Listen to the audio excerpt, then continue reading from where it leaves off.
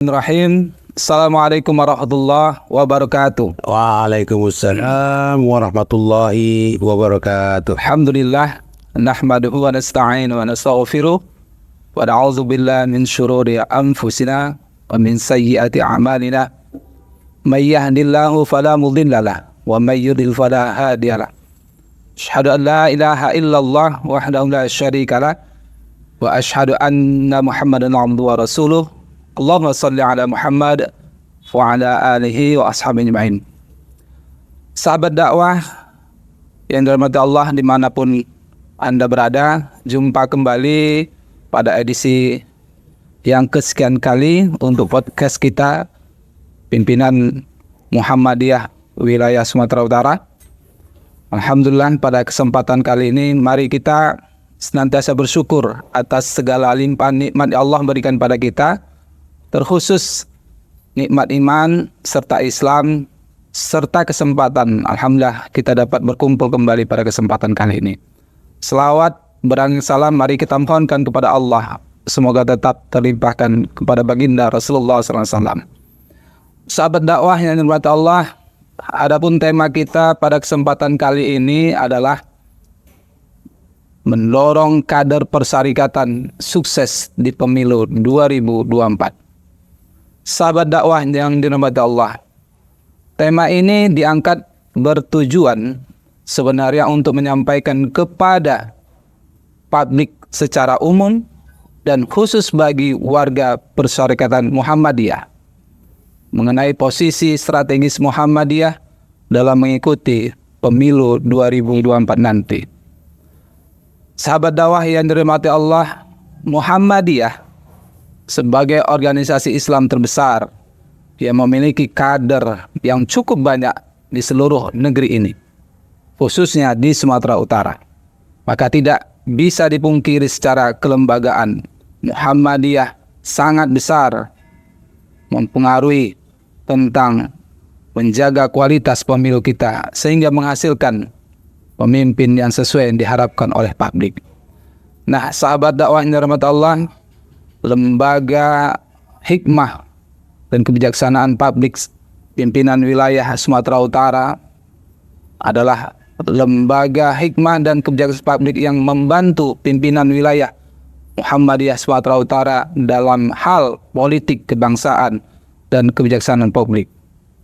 Sahabat dakwah yang dirahmati Allah dimanapun Anda berada, pada edisi kali ini hadir narasumber kita Bapak Sobil Ansor Siregar MSI selaku Ketua LHKP PWM Sumatera Utara. Assalamualaikum Pak. Waalaikumsalam warahmatullahi wabarakatuh. Alhamdulillah, jumpa kita dengan pakar yang luar biasa. Ini merupakan kesempatan yang sangat berharga untuk kita semua, bisa berbicara, bisa mendengarkan pengalaman-pengalaman serta ilmu yang didapatkan beliau dalam kesempatan kali ini.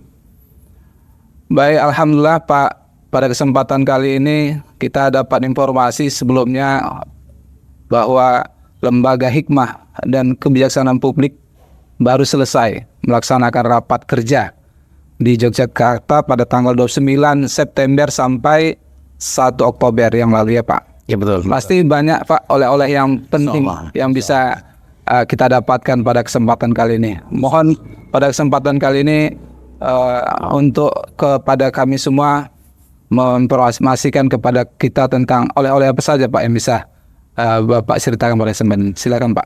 Terima kasih sahabat dakwah Muhammadiyah dimanapun berada. Pertama, Rakernas itu didahului oleh banyak event sebelumnya yang disebut dengan rapat koordinasi regional di Sumatera, regional di Indonesia Timur, di Jawa ada 2 kali, jadi 4 rapat regional yang mengumpul beberapa wilayah-wilayah tertentu yang lebih berdekatan secara geografik. Aceh masuk ke Sumatera Barat, Sumut, Sumatera dan sebagainya. Indonesia Timur juga di Jawa ada 2 kali, 4. Sebelum maju ke Rakernas yang tanggal 29 yang lalu di kampus UM Yogyakarta. Jogja Pak ya. Yang menjadi perhatiannya adalah pertama pesan atau putusan dan dorongan dari muktamar yang lalu bahwa Muhammadiyah harus lebih proaktif untuk menyikapi berbagai hal politik kebangsaan dan produk-produk yang terkait dengan public policy, sehingga dia benar-benar bisa dibuhulkan pada untuk meningkatkan, memproses secara lebih akseleratif perkembangan bangsa, kemajuan bangsa. Muhammadiyah memang bukan partai politik, tidak terafiliasi dengan partai politik manapun, juga memiliki tingkat keleluasaan independensi untuk bertindak atas nama diri sendiri tanpa harus meminta izin pada siapa-siapapun. Dan itu sudah trademark dari Muhammadiyah. Indonesia belum ada, dia sudah ada 1912. Indonesia ini ada tahun 1945. Jadi masa-masa itu adalah sebuah etape yang saya sering menyebut perfect state in the real state. Apa maksudnya itu? Muhammadiyah itu sebagai negara yang sempurna di dalam sebuah negara. Negara mana? Iya, negara sempurna di dalam sebuah negara. Negara mana? Negara yang dikendalikan dari negeri Belanda oleh Wilhelmina. Di situ dia ada. Tidak ada sekolah untuk pribumi. Muhammadiyah mengadakan itu. Dia latih anak muda. Belakangan ada yang menjadi jaksa agung. Itulah itu Pak Singodimejo. Belakangan ada yang menjadi Presiden Republik Indonesia. Pak Harto bilang, "Pulau niki anak didik Muhammadiyah di Kudian atau di mana itu, Kemusu atau mana itu." Juga Pak Sudirman jadi Panglima TNI, berlatih di dalam ini Muhammadiyah, dilatih oleh para sesepuh kita menjadi Muhammadiyah. Jadi itu satu petanda bahwa Muhammadiyah itu eksis, mengisi peran negara yang sungguh-sungguh, sehingga saya sebut dengan perfect state in the real state, negara yang sempurna, paripurna dalam sebuah negara tertentu. Dia mengisi perannya. Tidak ada satu kesempatan bagi pribumi untuk dapat pendidikan kalau Muhammadiyah tidak bikin itu. Soekarno tergiur di sana dan jatuh cinta kepada Muhammadiyah, dan dia pernah berpesan, "Kalau aku mati, selimutilah aku dengan bendera Muhammadiyah." Itu luar biasa. Walaupun orang Muhammadiyah tidak mengikuti itu, tapi itu kan bentuk kenyataan psikologis dia yang begitu dahsyat untuk memberikan pengakuan terhadap Muhammadiyah. Begitu besarnya Muhammadiyah.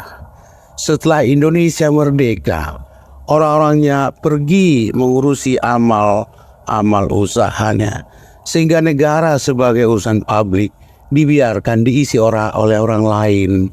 Kalau amanah membina negara itu, mengembangkan, memajukan negara itu tidak pada orang yang tepat, kira-kira betapa bahayanya negeri ini. Apakah kita merasa kurang lebih seperti itu sekarang?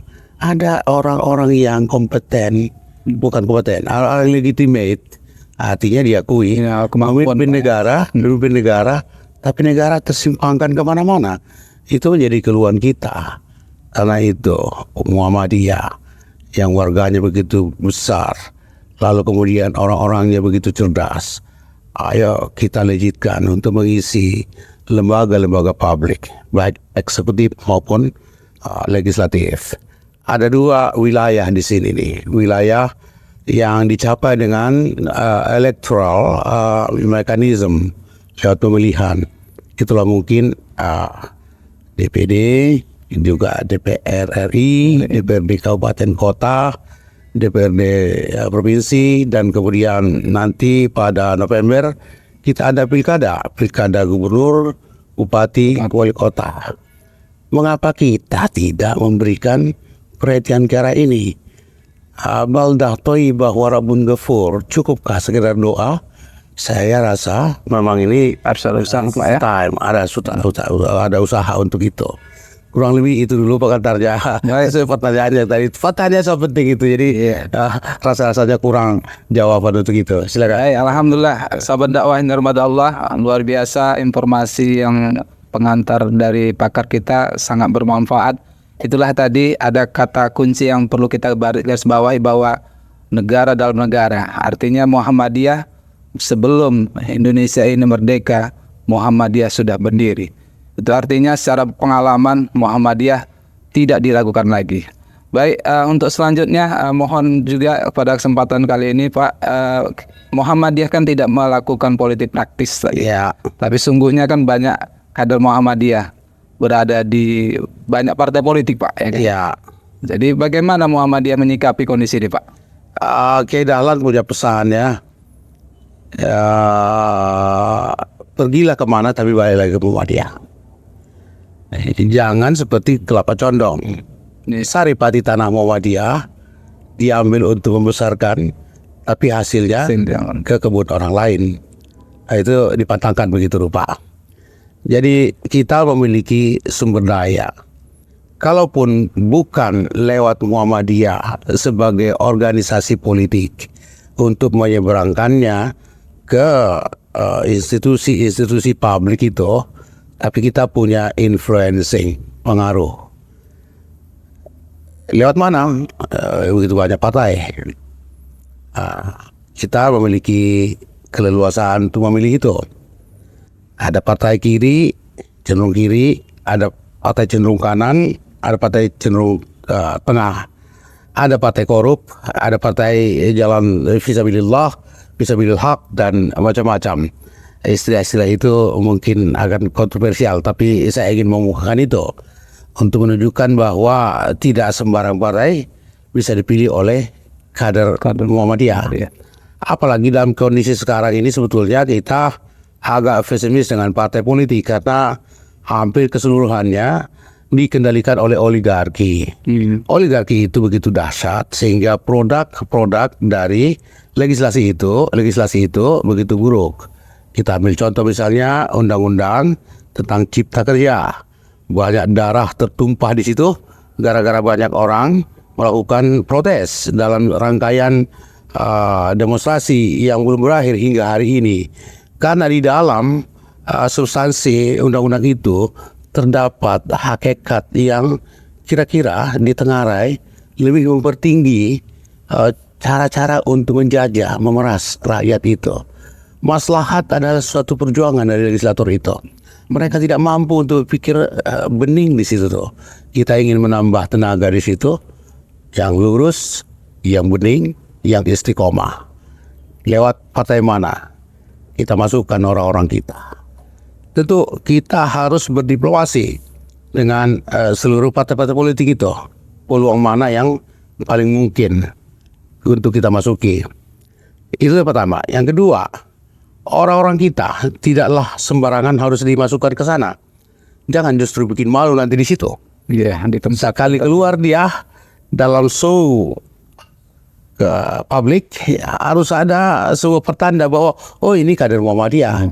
Dari ucapannya, perilakunya dan sebagainya itu, ya harus menjadi contoh dan tauladan bagi yang lain. Harapan kita seperti itu. Ada berbagai pengalaman-pengalaman yang kurang menggembirakan, kader-kader kita berurusan dengan hukum dan lain sebagainya. Enough is enough, cukuplah itu. Jadi ke depan itu yang coba kita lakukan konsolidasi agar sedapat mungkin semua kekuatan organ Muhammadiyah itu dari level tertinggi sampai ke bawah, terutama di tingkat grassroots level itu, sama-sama kita menyatukan tangan-tangan kecil kita seperti sapu lidi supaya geraknya bisa bersama untuk mengorbitkan calon-calon kita itu. Itu lewat legislatif, itu lewat elektoral. Nanti bulan Oktober kita juga akan pemilu pilkada ya.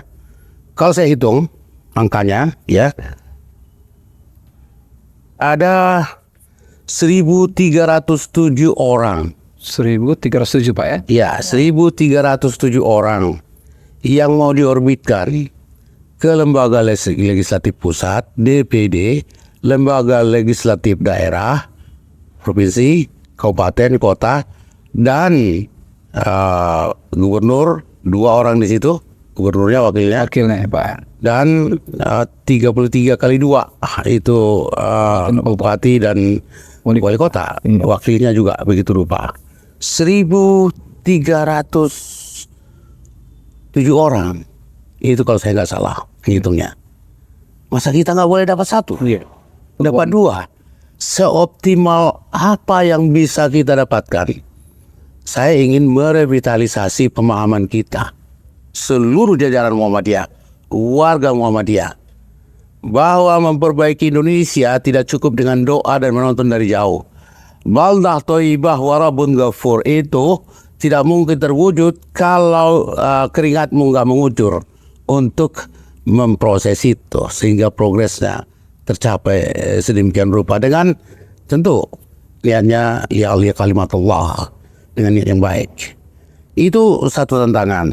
30 kursi DPR RI dari Sumatera Utara, dapil 1, dapil 2, dapil 3. Masa 3 atau 15 kita nggak dapat itu, ya. Iya. Kemudian 4 kursi DPD, Dewan Perwakilan Daerah di Jakarta itu, 4 kursi kita. Masa 1 atau 2 organisasi yang betul-betul terurus ini, yang rapi ini, tak mampu mencari suara 1.600.000 untuk 2 kader kita, 1.600.000. Karena saya hitung 800.000 suara sudah dapat itu, sudah dapat itu 1 kursi. Kalau belajar pada hitungan-hitungan hasil suara DPD dari periode ke periode, 100 kursi DPRD Sumatera Utara dari 33 kabupaten kota. Masa kita nggak dapat 5, nggak dapat 10, nggak dapat 20, nggak dapat 5. Kita harus mengembangkan optimisme kita untuk itu. Lalu kemudian 1.125 kursi DPRD kabupaten kota. 1.125 kursi. Ya. Dan 2 gubernur, seterusnya dan seterusnya. Terlalu useless lah. Terlalu sia-sia lah kebesaran organisasi kita ini jika kita tidak berpikir ke arah pemanfaatannya, pendaya gunaannya untuk memberi pengaruh terhadap politik di Sumatera Utara. Lain lagi kisahnya nanti kalau level nasional.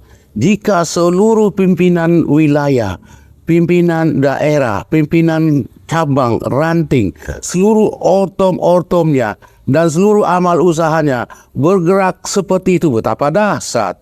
Cuma ini belum pernah ada komando. Baru periode ini setelah putusan muktamar dari Solo ada tergerak hati dan kemudian dirumuskanlah.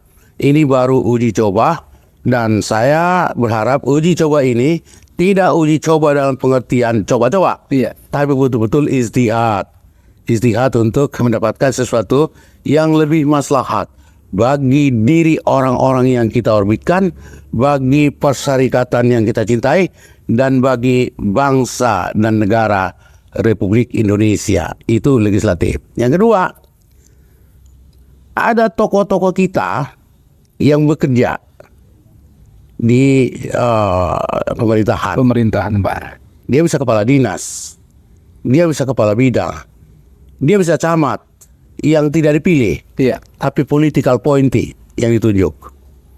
Macam mana mengkonsolidasikan ini? Macam mana memberikan lobbying kepada pemegang kendali kekuasaan di setiap level supaya orang kita ini diberdayakan, tidak justru didiskriminasi.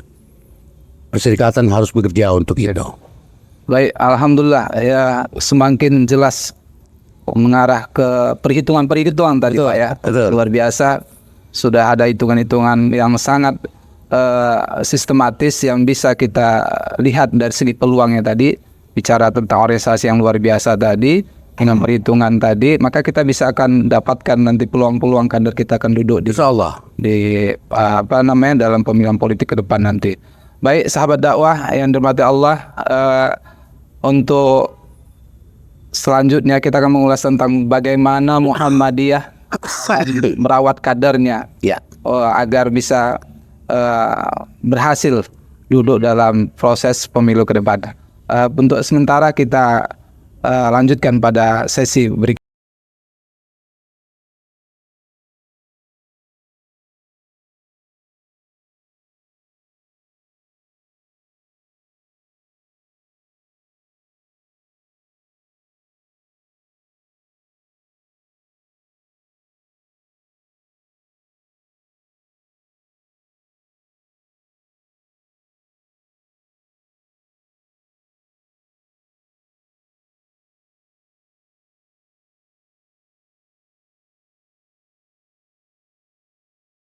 dimanapun Anda berada. Tadi kita sudah membahas sekilas tentang bagaimana besarnya Muhammadiyah di Indonesia ini. Bahkan tadi sudah diingatkan oleh pakar kita bahwa Muhammadiyah duluan lahir dari negara ini. Bahkan peluang-peluang kadar-kadar Muhammadiyah, khususnya kadar yang ada di Sumatera Utara ini, dengan angka-angka yang sudah disampaikan narasumber tadi, itu harus kita kejar target tersebut dengan tetap usaha. Ingat, tidak hanya berdoa, harus ada usaha. Kita lanjutkan tadi pertanyaan yang ketiga.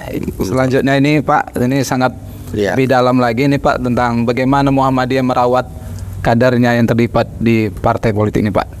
Asumsinya bahwa setiap kader yang mau diorbitkan itu memang kader.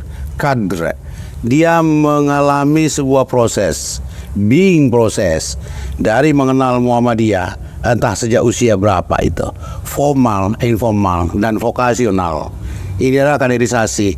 Ada sejumlah personal di sini yang terlibat, tidak mengkaji, membahas, tapi dengan keterlibatan pekerjaan yang penting ini sebuah kaderisasi juga. Banyak orang yang seperti itu. Mereka itulah yang perlu kita seleksi. Rating tertinggi di antara mereka di dalam satu dapil misalnya, itu kita unggulkan. Tentu mendapatkan sebuah persetujuan dari daerah, cabang, dan ranting. Harus ada konsensus di situ. Bagaimana ini bisa? Itu adalah satu capaian kekaderan itu. Nah, itu modal dasar dia ke depan untuk kesiapan dia mengisi peran-peran penting di lembaga-lembaga publik. Apakah itu berdasarkan pemilihan, apakah berdasarkan tunjukan dari pejabat-pejabat tertentu yang memiliki kewenangan di setiap level pemerintahan. Kita harus siapkan mereka, wawasan mereka, samping ilmu yang dapatkannya dari sekolah formal, juga ilmu kekaderan khusus Muhammadiyah. Kita juga akan memberi dia berbagai ilmu praktis, seperti pengetahuan mengenai politik, anggaran, membedah anggaran itu seperti apa. Jadi saya nanti akan berusaha konsultasi dengan pimpinan kita supaya setiap ortom dalam kaderisasinya disisipkan secara integratif materi politik dalam setiap ceramah ataupun materi kaderisasi. Kalau ada 10 materi kaderisasi untuk level tertentu, semua diisi. Itu bisa disisipkan begitu rupa tanpa mengambil waktu dan mata kuliah khusus, disisipkan begitu. Meskipun begitu, akan ada satu kebutuhan untuk membuat satu katakanlah FGD atau sekolah agak lebih formal sedikit mengenai agraria misalnya. Ini sekarang persoalannya luar biasa, masalah agraria ini. Kita bertempur dengan kekuatan-kekuatan oligarkik yang luar biasa dahsyatnya itu. Land grab atau perampasan lahan-lahan itu begitu terjadi. Bagaimana pertahanan kita untuk menghadapi hal serupa itu? Perlu ada satu pembekalan kepada mereka supaya mereka lebih siap. Bukan hanya mereka yang akan kita orbitkan ke lembaga publik itu, tapi seluruh warga dimanapun juga akan harus paham. Saya tidak tahu apakah pimpinan-pimpinan daerah kita paham betul apa itu mekanisme perumusan politik anggaran. Saya tidak tahu bagaimana cabang, ranting, bagaimana Asia, Pemuda, NA, dan juga IMM dan IPM, fahamkah mereka? APBD, APBN itu uang rakyat yang mestinya porsinya ada sama kita. Kita jangan membiarkan itu digunakan untuk hal-hal yang destruktif terhadap agama, terhadap bangsa, dan secara koruptif mereka gunakan untuk bersenang-senang. Itu bisa. Di Amerika, 5 tahun lalu saya monitor, ada di situ yang mereka sebut dengan faithful budget. Faithful budget itu adalah gerakan sosial di antara para pemimpin agama. Ada Hindu, ada Buddha, Protestan, Katolik, ada Islam di situ. Ya, bersama mereka untuk menongkrongi proses perumusan politik anggaran di Amerika Serikat yang besar itu. Mereka sebut namanya faithful budget. Kalau bahasa Muhammadiyah, anggaran bertakwa. Betul. Ya, anggaran takwa. Itu tuh. Supaya jangan ini digunakan untuk hal-hal yang destruktif. Mereka kawal itu. Untungnya mereka ini, para ulama itu, memiliki kemampuan untuk membuat tandingan bagi APBN Amerika. Saya tidak tahu apakah kesiapan seperti itu ada pada Muhammadiyah, tapi saya yakin kita akan bekerja ke arah itu. Semua akan kita libatkan sehingga orang tahu APBD itu bagaimana cara perumusannya, bagaimana yang benar, dan hal-hal apa yang perlu dimasukkan dalam setiap komponen-komponen anggaran itu. Yang penting ini adalah anggaran publik dari rakyat untuk rakyat. Jangan didiamkan, dibawa oleh orang-orang jahat itu ke kamar masing-masing, ke kantong masing-masing, ke lahan masing-masing. Stop it. Muhammadiyah harus bangkit untuk mengawasi itu. Jadi kalau pertanyaan tadi bagaimana pemberdayaan itu, harus secara simultan kita lakukan semua sisi organisasi kita, dan juga ada etape untuk itu. Ada menu untuk anak-anak pelajar. Dan kita harus banyak menciptakan semacam apalah stiker-stiker atau apalah yang memudahkan orang untuk mengingat bahwa ya hak dia untuk anggaran itu ada, gitu ya. Sehingga di mana-mana menjadi lazim pikiran itu. Oh, hari gini belum tahu APBD. Oh, kuno banget. Harus begitu-begitu ya, untuk mengejek orang yang tidak suka berpolitik. Berpolitik itu murni, mungkin hanya bernapas yang tidak diatur oleh politik. So, kenapa kita tidak ikut terjun di situ dalam pengertian yang sungguh-sungguh dan betul-betul memiliki sebuah misi kenabian yang luar biasa, profetik dalam hal itu. Baik, sahabat dakwah yang kami banggakan, tadi sudah kita dengar sama-sama, ternyata ada rencana dari lembaga kita ini di Muhammadiyah ini akan membuat satu materi-materi yang bernuansa politik, walaupun tidak menambah jam-jam tayang tambahan. Setiap kaderisasi akan disisipkan materi politik ini agar kita warga Muhammadiyah semakin cerdas dalam hal membaca anggaran, memahami anggaran, bahwa itu uang rakyat, dari rakyat, oleh rakyat. Ya. Baik, sangat menarik. Untuk selanjutnya mau kita dapatkan informasi lagi nih Pak, tentang ada rencana kira-kira dari pimpinan wilayah Muhammadiyah Sulawesi Utara ini untuk mempertemukan para kadernya Pak, kader Muhammadiyah yang kini menjadi calon anggota DPR Pak. Pertama-tama, ini pertanyaan bagus. Pertama-tama, putusan Rakernas harus disampaikan dulu ke pimpinan wilayah. Walau secara tertulis saya sampaikan, tapi perlu dialog nanti kepada pimpinan wilayah sehingga everybody knows about it. Lalu kemudian akan ada rapat kerja di sini, rapat wilayah di sini. Kita akan undang seluruhnya, Aisyah apa semua, supaya semua dapat lah gitu ya. Sekalian lah pertemuan para kader tadi Pak ya, untuk etape selanjutnya. Karena kita harus pergi ke daerah-daerah untuk mendapatkan data siapa sih Pak caleg kita dari sini, seleksinya seperti apa, udah benar-benar orang Muhammadiyah tulen itu, apa nggak ada keraguan. Kalau ada dua, misalnya sekarang ini dua Muhammadiyah calon DPD ya, ada Raftinal, ada Iskandar Sembiring, bagaimana cara penyelesaiannya ini? Kalau saya ditanya, saya nggak mau mendelete satu pun. Saya ingin dua-duanya maju. Dua-duanya masuk Pak. Caranya seperti apa? Ini politik, ayo kita bincangkan secara teknis. Saya akan panggil dua-dua itu. Jangan sakit hati kepada saya. Ini satu jalan tengah. Nah, atau kalau ada kalian yang mau mundur, diri salah satu ya maju terus, tapi nggak usah mengharap Muhammadiyah. Itu bagus juga. Tapi kan nggak mungkin itu. Setiap orang dari yang dua ini pingin supaya dia berhasil, ya gitu tuh. Jadi mungkin ada peluang untuk itu. Kita bicarakan saat teknis. Ini urusan politik. Satu lagi, kita harus mengajak semua warga kita sama-sama berpartisipasi untuk mewujudkan pemilu ini, pemilu yang berintegritas. Tanpa integritas, pemilu itu akan melahirkan gonjang-ganjing, instabilitas, dan berbagai ketidakmenentuan sepanjang masa. 5 tahun berkuasa seorang yang lahir dari pemilu yang tak berintegritas itu. Karena itu jangan ambil resiko itu. 5 tahun yang lalu sudah kita rasakan. Harus kita jaga itu. Setiap kita harus menjaga TPS supaya jangan ada satu makhluk apapun halus atau kasar yang melakukan kecurangan di situ. Stop it, tangkap itu. Undang-undang sudah jelas. Jadi mobilisasi Muhammadiyah se-Indonesia saya rasa dengan tingkat kecerdasan yang luar biasa itu sangat dahsyat dan akan memberikan hasil terhadap perubahan kualitas pemilu kita akan lebih berintegritas. Kalau pemilunya berintegritas, insya Allah kemungkinan untuk mendapatkan pemimpin dan para legislatif yang bagus itu lebih tinggi. Saya belum puas di situ, kita belum puas di situ. Akan ada upaya kita untuk merombak legal framework demokrasi dan pemilu. Kita masih punya waktu? Masih ada, Pak. Legal framework dan demokrasi dan politik itu menyangkut tentang hal ihwal software negara ini. Misalkan anggota legislatif kita 500 sekian itu melulu dari partai politik. Saya ingin menambah 2 kali lipat itu.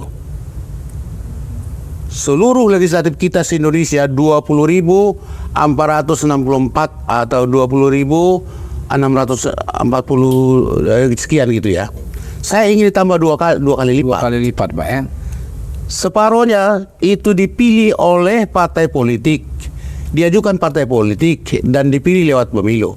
Separohnya didistribusi kepada organisasi-organisasi berintegritas tanpa pemilu. Organisasi berintegritas itu mana? Organisasi jihadis pendiri negara seperti Muhammadiyah. Iya. Muhammadiyah adalah organisasi jihadis. Organisasi jihadis pendiri negara. Ya, dia harus dapatkan itu. Masa 100% diambil alih oleh partai politik itu? Nyatanya sekarang partai politik diambil alih oleh oligarki. Kita ingin mengambil porsi itu. Setelah itu ada Muhammadiyah. Ada 10 atau 11-an organisasi jihadis pendiri negara yang lahir duluan sebelum negara ada. Itu harus diberikan porsi. Kemudian daerah-daerah. Di sini ada dulu kesultanan-kesultanan. Di mana dia itu? Kasih dia adat-adat, istiadat. Ada komunitasnya dari daerah. Nggak cukup itu diwakili oleh DPD. Jadi 20.642 itu ditambah 20.642 yang diserahkan jatahnya kepada organisasi-organisasi. Masukkan di situ NU, Muhammadiyah, Al-Wasliyah dan seluruhnya itu, juga organisasi keagamaan lain, Katolik, Protestan, masukkan di situ. Sehingga legislatif itu tidak mungkin didikte oleh kekuatan tangan manapun. Sekiranya misalnya si A dari Muhammadiyah sekarang sudah duduk di legislatif, tiba-tiba ketika merumuskan revisi tentang undang-undang minerba, kelihatan dia sudah main mata dengan oligarki, lapor pada Pak Saiful Hadi. Saiful Hadi merumuskan apanya itu, di rapat wilayah diputuskan diganti dengan si B. Dengan demikian akuntabilitasnya dan pertanggungjawabannya akan murni untuk maslahat umat. Tak akan berani orang main-main untuk hal-hal yang segenting itu, untuk hal-hal yang sesubstantif itu, urusan rakyat. Kurang lebih begitu. Iya, baik. Luar biasa ini. Berarti kalaulah benar ini akan terjadi ke depan, mudah-mudahan apa yang kita bahas ini bisa didengar oleh para pakar yang lain sebagai ide yang terbaik, insyaallah. Dan terutama terhadap kader-kader kita di Muhammadiyah dan dimanapun berada, sangat besar peluangnya untuk menjadi seorang pemimpin yang sangat memperhatikan umatnya. Baik, untuk pertanyaan terakhir ini Pak, silakan. Mungkin waktu juga yang membatasi kita. Untuk usaha dari PWN Sumatera Utara tadi, kira-kira untuk melakukan pencerdasan kepada warga Muhammadiyah untuk tidak golput dan kemudian memilih calon benar. Karena tadi untuk mengantarkan kader kita harus ada usaha. Usahanya salah satu melalui suara. Nah, ini bagaimana Pak? Pertama, kita harus sadar bahwa sekian lama demokrasi begini berlangsung kurang begitu sehat. Ada rasa withdrawal. Withdrawal itu menarik diri dari proses. Orang nggak percaya, jadi orang apatis. Lihat itu partisipasi pemilih. baik pilkada maupun pemilu itu cenderung turun terus itu. Apa sebab? Karena mereka tidak percaya kepada proses politik. Muhammadiyah dengan program ini ingin menyapa hati nurani setiap warganya. Ayo kita urus maslahat publik ini. Kita bikin lembaga-lembaga politik, lembaga publik itu lebih bernas dengan mengisi orang-orang kita di dalamnya yang amanah. Saya kira dengan seruan itu, yang diranting pun sangat tergerak. Semua tingkatan Pak ya. Bismillah, satu suara saya, istri saya, anak saya, menantu saya, 4 kami, belum lagi ada besan saya, kami 12 akan memberi suara. Itu saya kira akan muncul semangat kemuhammadiyahan untuk menghadapi urusan publik yang penting ini. Kita ingin merombak persepsi lama tentang politik. Orang menganggap politik itu kotor dan sebagainya. Bagi kotor-kotor, memang itu kotor. Bagi orang bersih-bersih, politik harus bersih. Harus bersih. Kira-kira begitu. Baik, alhamdulillah. Nampaknya waktu juga yang si bicaraan kita, pertemuan kita kali ini. Untuk itu sahabat dakwah Muhammadiyah dimanapun Anda berada, mungkin pada kesempatan kali ini ada beberapa pesan yang akan disampaikan oleh narasumber kita ini. Kami mohonkan sekilas pesan yang bisa kita sampaikan kepada sahabat dakwah dimanapun kita jumpai, Pak. Sahabat dakwah Muhammadiyah dimanapun berada, LHKP akan melakukan konsolidasi dan berkunjung ke masing-masing daerah. Kita sedang merancang jadwal untuk itu. Di situ nanti akan kita sampaikan dalam sebuah permusyawaratan yang betul-betul merakyat dan demokratis untuk menyapa mereka, meminta tanggapan-tanggapan mereka. Mohon nanti partisipasinya penuh. Ayo kita gunakan kesempatan ini sebaik-baiknya. 5 tahun cukup menderita kalau kita mendapatkan pemimpin dan legislator yang tidak amanah. Baik, sahabat dakwah Muhammadiyah, demikianlah perbincangan kita pada kesempatan ini oleh pakar yang luar biasa ini, yang tidak hanya terkenal di dalam saja di Sumatera Utara, bahkan secara nasional. Beliau sudah banyak mengisi acara-acara kita. Mudah-mudahan apa yang telah kita dengarkan dari informasi yang disampaikan narasumber kita ini menjadi kita orang yang cerdas dalam berpolitik ke depan. Dan harapannya tadi insya Allah kadang-kadang kita bisa masuk dalam proses pemilihan pemimpin yang terbaik yang pastinya. Demikianlah, semoga bermanfaat. Kita tutup perbincangan ini dengan mengucapkan alhamdulillah. Assalamualaikum warahmatullahi wabarakatuh. Waalaikumsalam warahmatullahi wabarakatuh.